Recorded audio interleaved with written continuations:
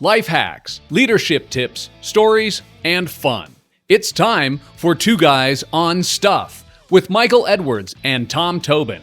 They're executives, entrepreneurs, and great friends. And this is a conversation about values-based, purpose-driven leadership that can transform you, your organization, and the world. Now, let's hear what stuff the guys are talking about this week. Welcome to Two Guys on Stuff. I am Michael Edwards, your host, and I'm joined by my good friend and co-host, Tom Tobin. Tom, how are you? Doing great, man. I could not be more excited about today's topic. Two people I love very much, I respect greatly, and I'm so happy to have them here today. Yeah, so today's might be kind of a milestone for us. It is, so if you've been following the show, season 3 is our reboot. It's where we transformed from doing nothing but leadership talk to the entrepreneurial journey, where we meet with founders and people who are brilliant in the entrepreneurship cycle. And so we have recorded 3 episodes. So 3, I think, makes a trend. You think so? I think so. When we get to 30, we'll talk about that. 3, I think we're back. Well, today, for number 3, this pivotal moment is Lori Schneider and Ralph Yarusso, two people who were instrumental in inviting us into the opportunity that we had with Grease Monkey all those fateful years ago. I like to say that Ralph was the tactical person. He was the person who went through the logic, and Lori was the encourager, so she patted us on the back the whole way. But they are a wonderful group with Atticus Consulting, and they're going to be talking to us today about how they help people that are thinking about going into the franchising business and how they walk them through that process of decision making, and then help them make the decision with the right franchise. And nothing could be more purposeful and more critical than making sure that you align yourself with franchises that are going to not just meet your personal needs, but your cultural needs and help you long term. And I know in my experience, these are two of the people who helped Brandon and I achieve a lot of success. And Sherry, I better not leave Sherry out. Sherry as well in her boutique. But we, in 3 years, post-COVID, achieved over $1 million in sales per year and were awarded Franchisee of the Year by the International Franchise Association for the lube industry. And these are two of the people that were the drivers for us getting there. And so I want to start off with a thank you, and I want to welcome you guys. And Lori, can you introduce yourself for us and tell us just briefly, tell us about who you are and what you did in the franchise field? Sure. My name is Lori Schneider, and I have been in franchising for well over 30 years. I started out as an administrative assistant in the marketing area for a automotive franchisor, and over the years worked my way up to a vice president. Absolutely loved my job. I loved working with people. Ended up having to move back to Iowa for a short period of time, where I then worked in the franchise sales department of the same automotive franchise. So lots of experience in the franchising industry. Just enjoy working with people and building those relationships. And that's really what franchising is all about, whether you're building relationships with customers or fellow franchisees, your employees and vendors. And that's just something that I really enjoy and hope to continuing to do with consulting. Awesome. And Ralph? Yeah, thanks, Tom. And thanks, Michael, for having us today. We certainly appreciate the recognition. I've been in franchising for about 40 years now, actually, after I left the United States Air Force. I'm a veteran, had an opportunity to open up an automotive franchise. And like you, Tom, I was also franchisee of the year in that franchise model. So, awesome. Yeah, it's a great accolade for folks to achieve that. And I couldn't have been more proud when I saw you at the International Franchise Association convention, knowing that I was instrumental in, getting you started, and you did all the work to get there. So all the credit goes to you and your family, but still, I had a certain amount of pride watching you succeed and receive that award. So served as a franchisee actually for 23 years, became a multi-unit operator, owned 15 locations. Really took a dive into the real estate side of that business, obviously the operations side of the business. I chaired multiple committees for the franchisor, advertising, marketing, and even chairman of the National Council. So it was a franchise of about 900 units. So pretty large automotive franchise model. But like many things, I actually got a little bored with it, and decided maybe I need to do something different, take a break from that after 23 years. So I sold the businesses, kept some of the real estate. 3 months later, was recruited by the franchisor. First went into business development, then chief operating officer for the Western United States. So I kind of launched my corporate career after my franchise career, which is kind of inverted for most folks, and enjoyed that quite a bit. But had an opportunity to move over to Grease Monkey and work with you and some of the fine folks that were there. And I was chief operating officer there for the next 9 years. So experienced a lot of tremendous growth, changing of the model, transition to more ancillary services, adopting new strategy, even different ways to how we answered the phone and training and those sorts of things. I believe we took the oil change business from a transaction business to a relationship business. And that was a different mindset in the oil change world. Absolutely. So yeah. And I felt after almost 10 years at Grease Monkey that it was time for me to explore some other options and opportunities, and but also wanted to wind down a little bit. Eight grandchildren now, so Awesome. little different speed I'm going. So but how can I leverage my experience and help others? And started to meet with IFPG, International Franchise Professionals Group. They're the number one consultancy, and we worked with them quite a bit when we were actually at Grease Monkey as well. So I knew them from the other side of the model and thought this is a really good fit for me. So I explored it, signed on with them. They're very supportive. I still am a member of the Vet Fran Committee with the IFA, and IFPG supports that, which means a lot to me because I love working with veterans. You're a veteran as well, and thank you for your service, Tom. But I saw this as a great opportunity, so I kind of jumped on board because I was working with folks where I could really help them and hold their hand and not have to experience some of the negative things that they're unaware of. So it was a great fit. And then when Lori, said, "Hey, I think I'd like to do something different as well," it was a perfect relationship because I've worked with her for 10 years, and I know she's really strong at the things that I'm not, especially administratively. My spelling is so bad that even spell check can't figure out some of the words I'm trying to.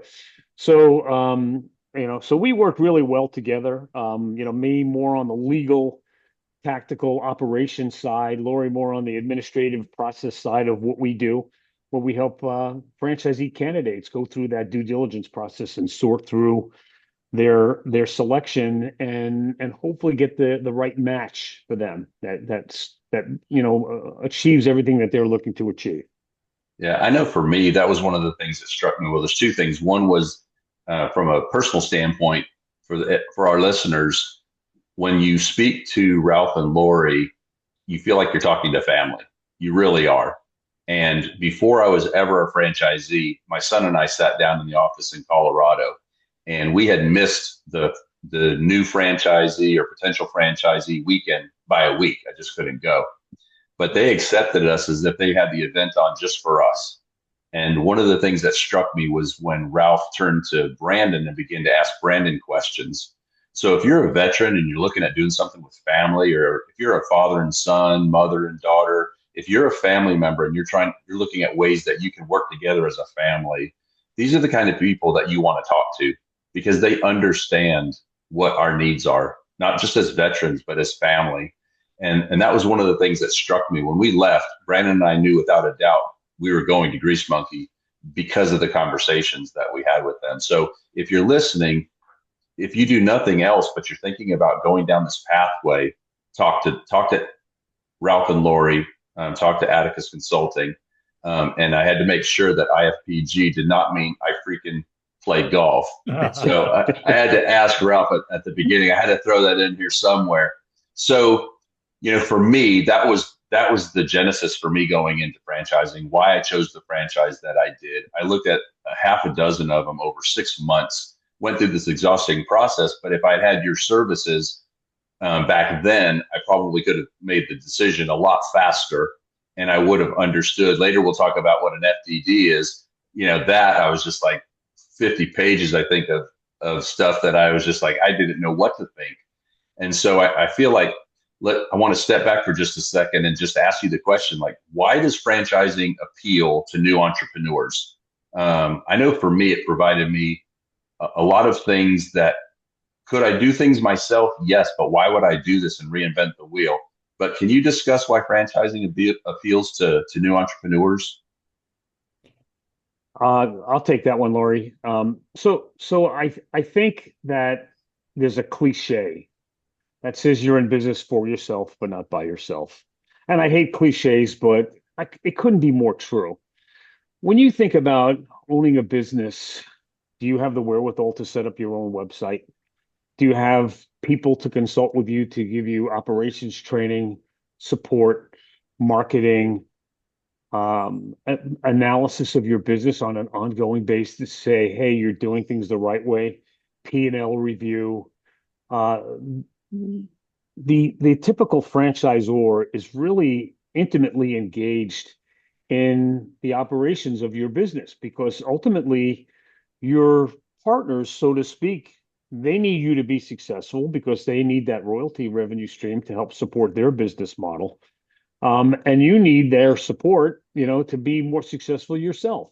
So, you really want to have that working relationship. Now, as you become a more mature franchisee, you become less and less dependent on what the corporate staff brings to you. But then things kind of get inverted.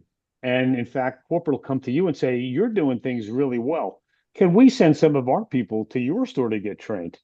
So there's some reciprocity there. And candidly, that working relationship between the franchisor and the franchisee is what it's all about at the end of the day. You're building brand value, brand awareness. Ultimately, you're going to retire, and the value of that brand is going to certainly bring you a nice return on your investment. I can tell you when I sold my business last year, I was pleasantly surprised at the value that it brought. I'll just leave it at that.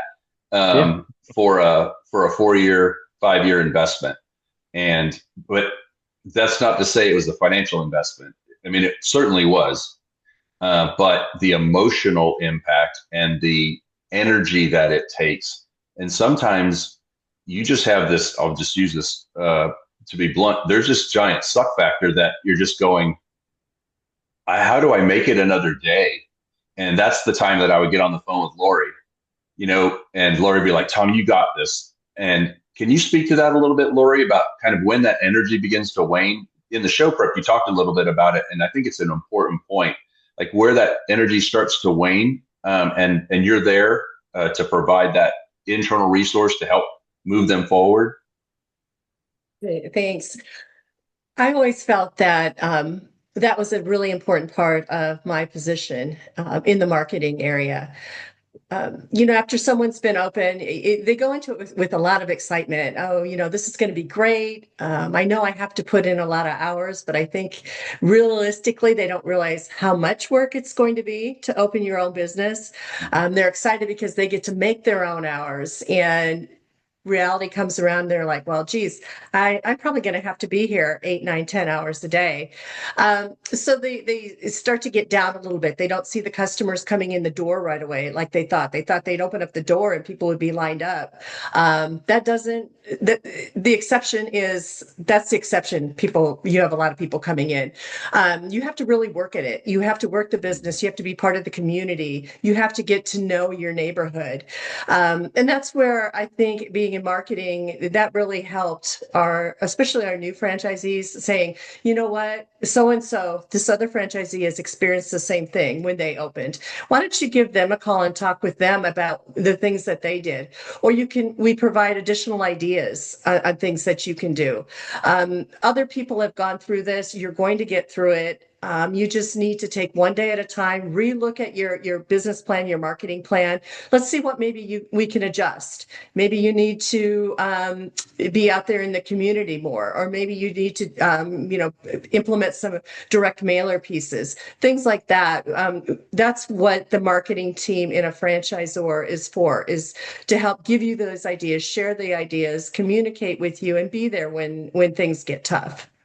I think both of you have struck on something, that for the person that's a potential franchisee, is you've got the internal support from people who have done this. They've done a million oil changes and they know what customer service is.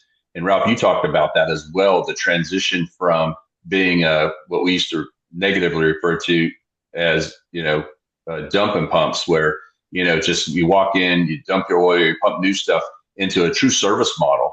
And that's where we focused our time and attention, was in service. But Lori, to your point, it takes a lot of energy to do that. And sometimes it just gets exhausting as a franchisee, having to be the one that comes up with all of the ideas. And so one of the things that was super helpful was when you would have that consultant come out once a month, and we would just one alphabet, we'd start in the A's and we were working through into the Z's, until Z. And it was just like, okay, how can you market to places that start with A today? So it'd be apartments, how can you market your oil change services to apartments? And all of a sudden it's like, wait a minute, I don't need to wait for the B's and the C's. I can figure this out myself. I know how the alphabet goes. And so the way that you brought balance and you brought that energy, but also restructured the framework of their mindset, I thought was critical. And as someone who's looking at, okay, could I open up my own hamburger place? Yeah, I could open up my own hamburger place. But to your point, Ralph, do I know how to set up websites? I may be really good at making hamburgers, and I may be great at customer service, but I might not know a P&L statement from a hole in the ground. I just got done working with a doctor who's brilliant and had a thriving, wonderful healthcare practice, but he had never seen a P&L statement. I won't go into that whole part, but to your point, you have to be not just a jack of all trades, but a master of several trades, because you have to be able to do your things properly from a tax standpoint and the legal standpoint and the State Department standpoint, plus just all the operational. And I like that. That's what you help people find, is an organization that can help them achieve those things and truly partner with them. And then the buying power of a franchise versus what I could buy if I was opening a hamburger place. What am I going to buy beef at versus if I'm a franchisee? So what do you think that potential what do you think potential franchisees are thinking versus what they should be thinking? What do you think they're really thinking versus what they should be thinking when they come to see you at the start? I think, Lori kind of touched a little bit on it before, about hard work. I think sometimes franchisees are investors, like any investor, and they want to invest money and they want to get a return on that investment, but not work as hard as they need to. This is hard work. I don't care what business you decide to go down. But if you go to work for corporate America, or if you go to work for an individual, a certain company, if you go to work for Nordstrom's on the floor, you should be working hard. Mm-hmm. And it's really no different when you own your own business. And I think maybe you have to work a little bit harder. So sometimes I think that franchisees don't realize how hard they have to work. and everybody gets paid first before them. So that's a different perspective. That I'm gonna pull X amount of dollars out every week for myself. Well, hopefully that's how much is left. So you have to be disciplined to your P&L, disciplined to the unit economic model of the business. So when you said it before, Tom, about reinventing the wheel. You don't want to reinvent the wheel. But the franchisor says you should be at a labor factor of 27 to 30% loaded with benefits, and you're operating at 35%, then you need to follow that guideline and say, well, maybe I need to put some people on part-time or lay somebody off. But I can't continue to operate if I'm outside the economic model. And that's the Right. same for cost of goods and all the other aspects of the business. So I think it's just a matter of understanding how hard you have to work. And that's one of the things that franchisee candidates really need to explore when they're doing their validation calls with existing franchisees in a different and all the different franchise models they're looking at. Okay. And Michael, can you walk us through with Ralph and Lori about kind of decision making? If buyers or potential franchisees are overwhelmed. In our introduction call, we talked a little bit about some folks recently laid off or looking to go into franchisees. As a matter of fact, one of my former employees called me a couple of weeks ago, and this was before I knew Ralph and Lori. They had spoken to a franchisee consultant and was looking for some guidance, and I did my best. But so tell me about when somebody's thinking, hey, I want to be a franchisee, I want to buy a business, where do you get started? Yeah, talk to us about your process. Okay, so with my initial process, I start talking with the prospect about what what is it that is attracting you, first of all, to owning your own business, and second, to franchising. What is it that ultimately that you want to do? Are you looking are you trying to buy a job? Are you trying to put together something for your family for the future? What is it that you're wanting to get out of this? And I think it's really important to understand what that is, because there's all kinds of franchises. There are franchises, that you can do part-time. There are franchises that are going to require for you to be in the business, hands-on, full-time. And so I think it's when I am talking with the prospects, it's really important that I gather as much information about that person and what they're looking for as I can, because that's what's going to help me connect the dots. I'm going to take what they're looking for, what their financial capability is, their financial background, their experience, working experience, and I'm going to match that up with what the different franchisors, the brands are looking for in a franchisee. So those first couple initial calls are really, really important, that they provide, the prospect provides as much information to me about their history and about what they want to do in the future, and that they're being honest with themselves. Because as you know, I mean, I would love to say I like to do A, but in reality, I'm more qualified and financially qualified to do B. So you have to really sit down and take a look at yourself and be honest with yourself when you're talking with a consultant about what it is that you're looking for. So Ralph, do it you want sounds to like you're add starting with the why, right? Yeah. Yes. And I love that. So you have your initial conversations, and Ralph, your earlier point about working hard, it's amazing how many people want to be rich but don't want to put in the work. No. People want to enjoy the success of successful people, but they don't want to do what it took for that person to get successful. Find that time and time again. So Laura, you've had the discussions, you've gone through the whys. What are some of the objections early on, or hurdles early on, or misconceptions early on? I think some of the objections are, well, I don't have that kind of money, or I don't know where I can find that kind of money. I don't think a lot of people understand a lot of the financing that's out there. And Ralph is really good about opening those doors and bringing that to people's attention. Um, they don't want to be as hands-on. Like I'll show them something that a brand that is really exciting. It's new. It's a hot industry, but yet they don't want to put in the hours and be that hands-on person. And that's okay. At least you're being honest with yourself and with me. And then we can go back and look at other types of things, other brands that might be available for them. Ralph, what do you see as issues with Yeah, people? yeah, I think fear, funding, spouse is always an issue because a lot of times one partner in the marital relationship is doing a lot of research and starts getting excited about, going down that path, looking at a brand, and hasn't included the spouse in any of the conversations. And then all of a sudden, they're at the point where, hey, honey, we're buying a franchise, and you're no, you're not, and so that can happen.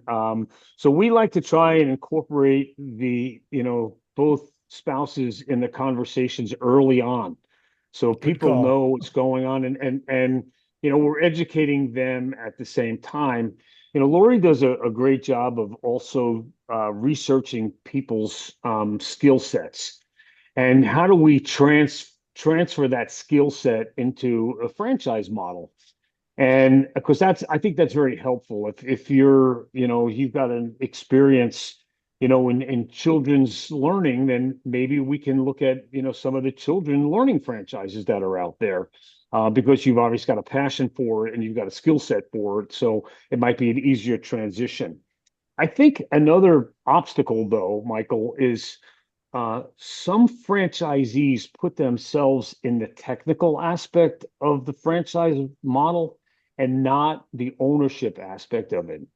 So there are some franchise models out there, and Tom can probably speak to this. I don't know how many times Tom worked in the pit physically changing oil, but Tom's job was really to hire people and employ them and create a culture for his company and his organization for his employees to be successful. So it's his job as a franchise owner to create that working environment for them to succeed. It's not his job to greet the customer, to go downstairs and drain the oil, to come back upstairs and put more oil in the vehicle and then bill the customer out. He'll never ever make any money doing it that way. It's his job to run an organization. And there are some models out there where franchisees, the mindset is, oh, I'm not a mechanic. I owned 15 automotive shops, and I'm the last guy in the world you want working on your car. I'm not a mechanic. I hire mechanics, I employ them, I provide them with the training that they need and give them the tools that they need. But I'm not taking anybody's life into my own hands by fixing somebody's car that I'm not qualified to do. So Right. so I think that it's important that franchisees need to know they got to work hard, that they are the leader of an organization that is providing a service or a product to a consumer, and it's their job to give their staff the resources that they need to be successful and deliver an exceptional customer experience each and every time. Yeah. Yeah, interesting story to share. So early in my career, I was in retail. I oversaw multiple uh, regions in the wireless business, and so I'm the retail is detail kind of guy. When I walk into a store, I see, oh, that light bulb's out, or oh, this is dirty, or what have you. I'm that guy. Local, well-known ice cream brand down the street from us. Tom, you've probably been there.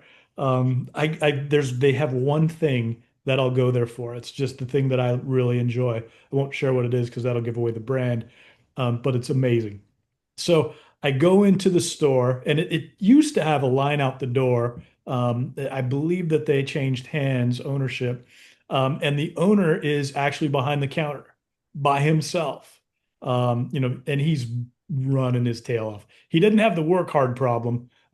He was definitely working hard. He was just not working in the correct role. But anyway, the product that I like was pre-made, and it's not supposed to be pre-made. So, he scoops out the pre-made product. The place is a mess. He's clearly frustrated. The customers that were in there were very frustrated.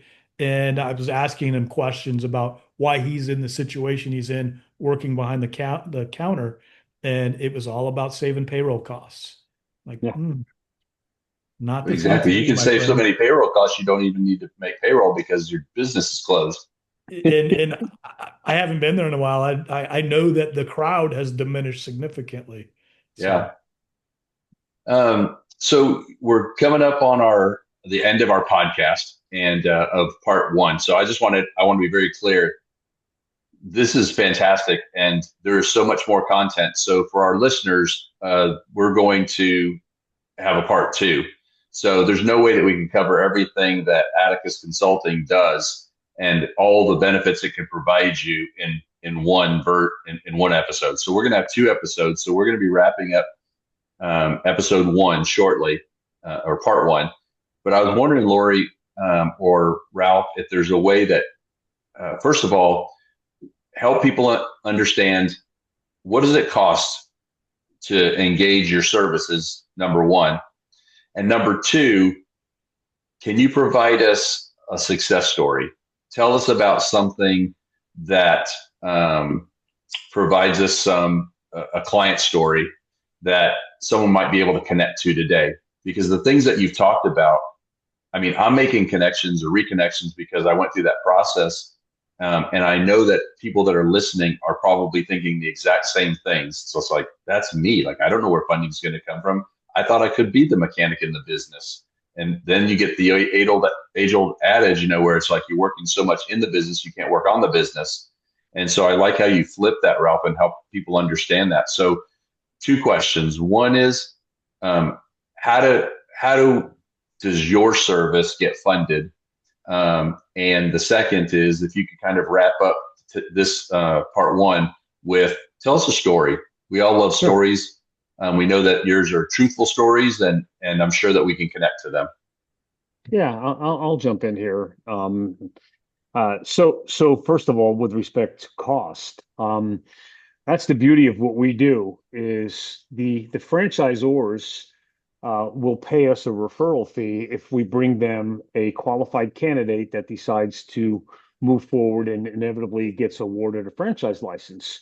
So everything we do for our clients, from helping them with funding resources, holding their hand throughout the entire process, Lori does a great job using AI to do comparative analysis between different franchise models. Everything we do is at no cost whatsoever to our client. So I'm sorry, say that again, Ralph. It's at how much? zero Zero. cost. Exactly. So it's in our best interest to find the right franchise for the candidate, and hopefully that candidate is wildly successful, and they refer their friends and family to us, and that's how we grow our business, and that's how we've grown our business. One quick success story. I was actually working with a client that was a pizza franchisee. I'll just leave it at that. He owned a pizza franchise model, and he was actually in the process of acquiring a few more locations. Another franchisee was looking to exit the business, and he had some EIDL money, which is the economic relief money during COVID that a lot of businesses enjoyed or used to get through that horrible time. And the seller was looking to just turn the businesses over to my client with just him assuming that note. And he thought it was a pretty good deal. And he said, I just want a different set of eyes on it. So I looked at it with him, and being a former franchisee, I think I have a lot of expertise because I look at things as a franchisee. Even though I've spent a lot of time as a franchisor, I always look at things from a franchisee's perspective. And I started looking at it, and I wanted to get a good understanding about what the actual earnings were And it was for 4 more locations. So he was going to go from 1 to 5 Oh, wow. overnight. And it was almost $1 million of funding that he was going to assume that debt. And it was an assumable note from the SBA. But it was attractive, 3.75% fixed, interest, and it looked on the surface like a pretty darn good deal. But then when I started looking at it, and then I started doing some research on what a good multiple is for purchasing this kind of business, he was way out of line. It was completely exorbitant.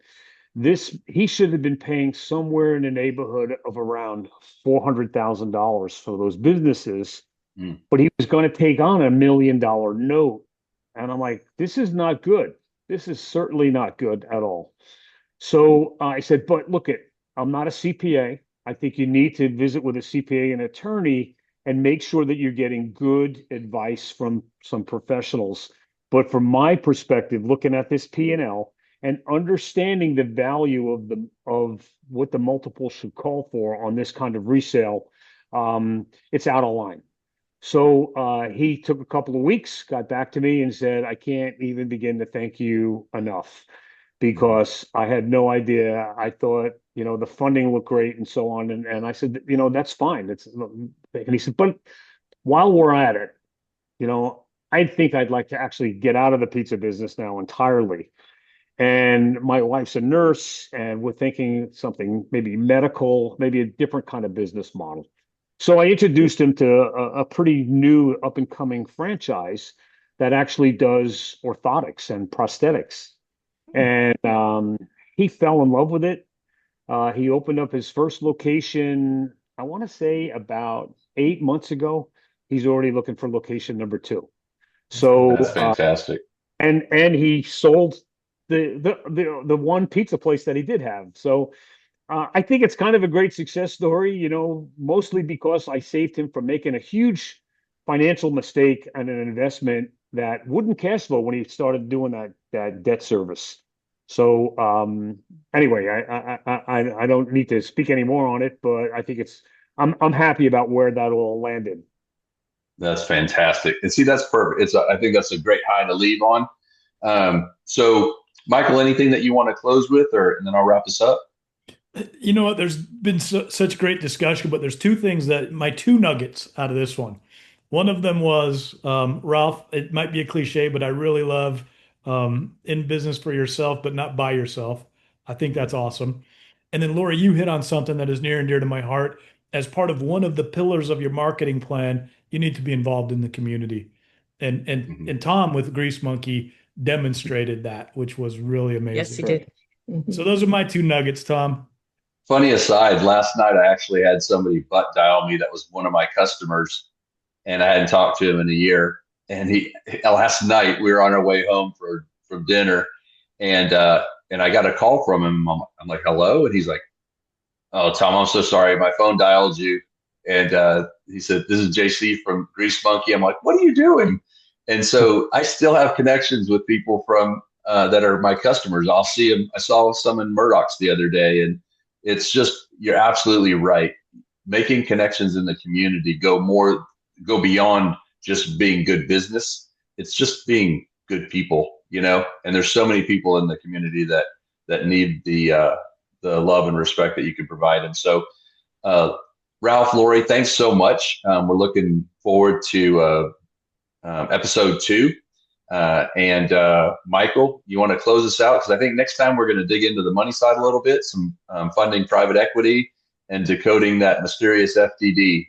So you want to close us out, Michael? Tom, before we go, I wanted to share Ralph and Lori's contact information with our listeners.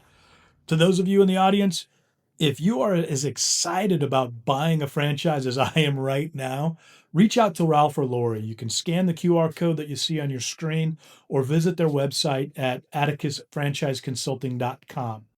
This has been 2 Guys on Stuff, episode number 3. We'll see you next week with some more great insight from Ralph and Lori. Thanks for listening to 2 Guys on Stuff.